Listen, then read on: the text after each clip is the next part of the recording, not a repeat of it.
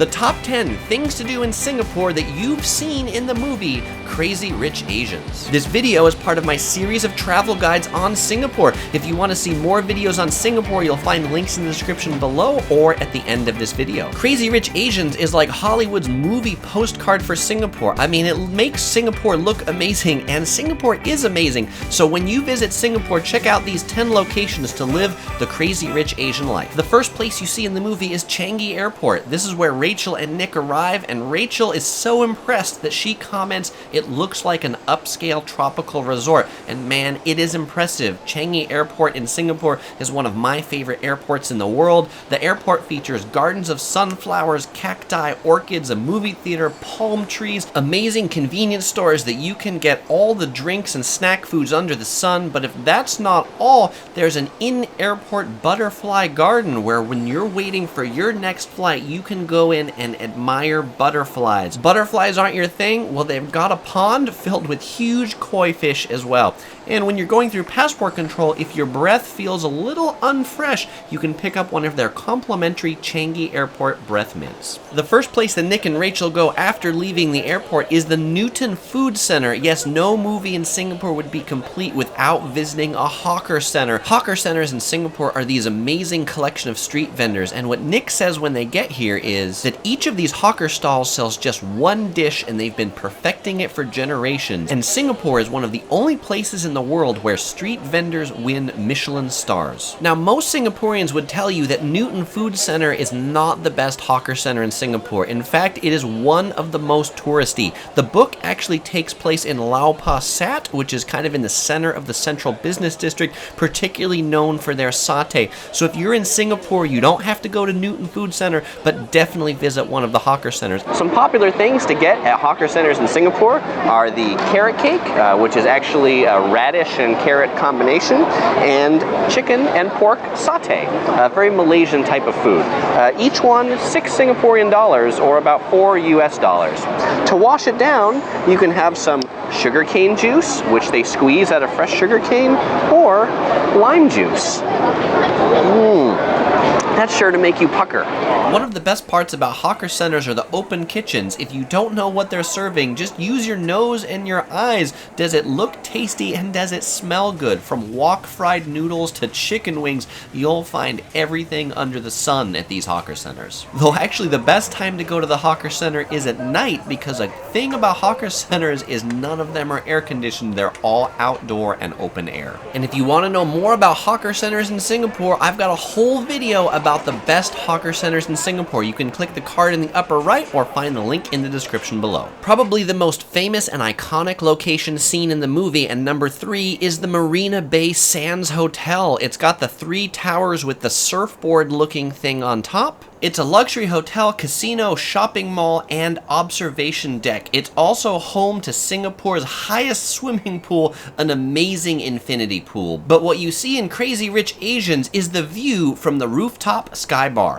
For some of the best views in Singapore, stop by the Marina Bay Sands Sky Park. It is this skateboard-like thing atop of the 3 towers of this newest casino, and from here the views of Singapore are truly spectacular. If you're hungry at the Marina Bay Sands, check out the Respira Masters food court. It's in the shopping mall on the lower level. It's not the cheapest food court in Singapore, but it's done very well. There's a great selection, and I love the white chef's hat. My favorite stall here, guess what? It's the one that sells Singapore noodles. And what did I get? I got the char kway teow. Char kway teow literally means stir-fried rice cakes. Rice noodles, there's a few egg noodles in there, probably a little bit of seafood, either some squid or some cockles. Pretty delicious.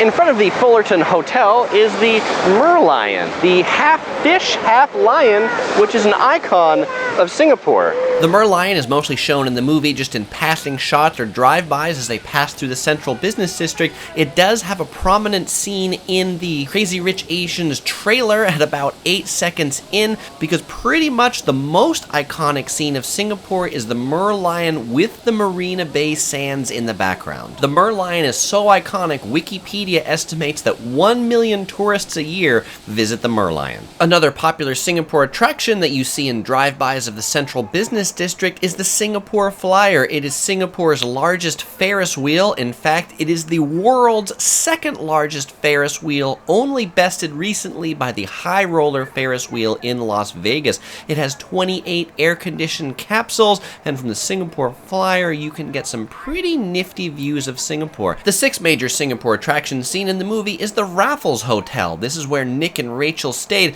This hotel is very historic to Singapore. It opened in 1887. It's currently under renovation until 2019, but you can stay here too in the suite if you have a cool 10,000 Singaporean dollars per night. If you can't, well then stop by the bar and sip a Singapore Sling. It's a gin-based cocktail popular to Singapore, and this is where it originated. Oh, and by the way, you can tell that Singapore is a foodie country because in the Raffles Hotel, they have 1,100 seats in their restaurants for just 115 hotel rooms. It has far more restaurant tables than beds. The seventh major Singapore attraction featured in the movie is Chinatown. Well, not just any part of Chinatown, but in particular Bukit Pasoh Road. This is home to a number of classic shop houses. It's a great place to get away from the high rises that's the rest of Singapore, and this street is really great for anyone who is suffering a bit of shopping mall fatigue. Chinatown is also about the only place in Singapore you will find street vendors on the streets, so enjoy it while you're here.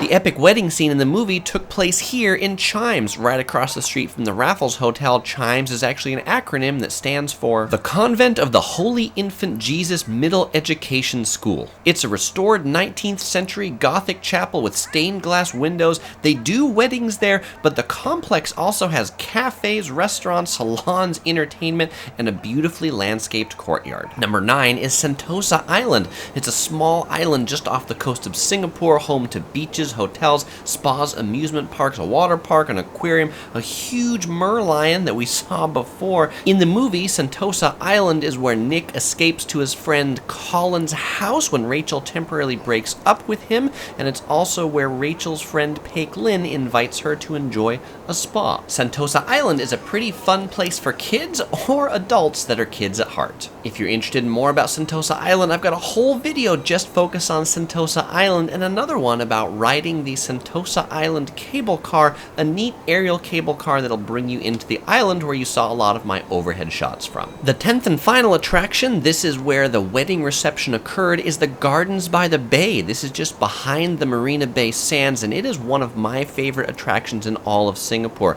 Gardens by the Bay, it's open to the public, it's free admission into the grounds. You do have to pay admission if you want to go into some of their domes. They've got this really cool cloud forest dome that's like a rainforest inside with mist. You can also walk on this elevated skyway, the extra admission fee for that.